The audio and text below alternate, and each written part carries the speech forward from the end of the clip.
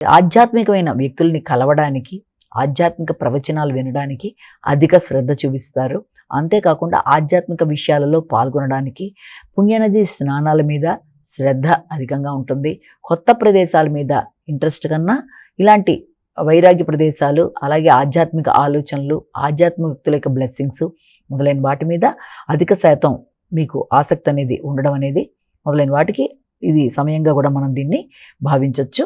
అంతేకాకుండా నూతన నిర్ణయాలు చేస్తున్నప్పుడు కానీ, కొత్త విధానంలో మీరు ముందుకు వెళ్ళేటప్పుడు కానీ, పూర్తిగా ఆర్థికంగా మీకు వచ్చిన లాభాలు పూర్తిగా ఖర్చు అయిపోయే అవకాశం ఉంది. కాబట్టి ధనాన్ని ఖర్చు పెట్టేటప్పుడు చూసుకొని ఖర్చు పెట్టడం బట్టి అనవసర వ్యయాలకి లోను కాకుండా జాగ్రత్త పడే అవకాశం అనేది ఒకటి కనబడుతుంది.